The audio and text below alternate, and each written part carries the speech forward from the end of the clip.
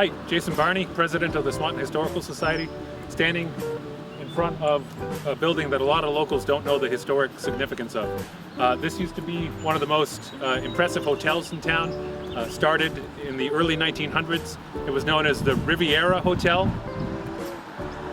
and it was known as the Riverview Hotel.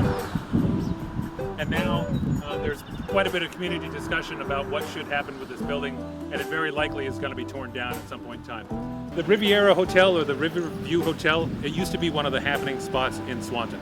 In the 1930s and the 1940s, this building would host a lot of people, and there would be live entertainment pretty much every night. You had a number of different bands who would come, and then they'd probably stay at the hotel, or they'd stay somewhere locally, and they would perform in this hotel for 3-4 nights at a time. The owner would take a break.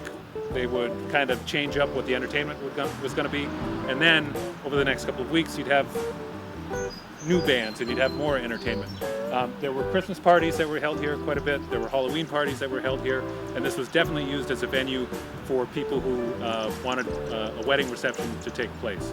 Inside, the lower level, certainly back in the 30s and 40s, that was an area where there was a bit of a dance hall and there was a bar, and that's where the receptions would be held.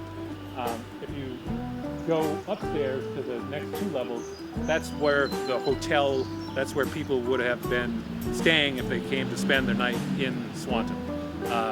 Later on, as you get into the 70s and 80s, I understand there was a pool table downstairs, and it was a much more sort of conventional or recent concept of what we would have, what we'd know as a bar today.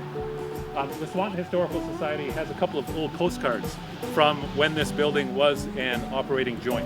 And one of the bands that is in those postcards is called the Continental Swingsters. But there's also ads going back in some of the local newspapers, the St. Albans Messenger and the Swanton Courier.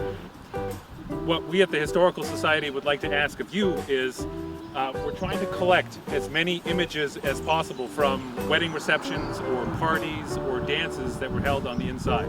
The Swanton Historical Society has several photos from even as back as the early 1900s of this building, but we don't have that many from the inside. So if you could, please, and if you're willing, share your images of the inside of this building with the Swanton Historical Society. It would be much appreciated.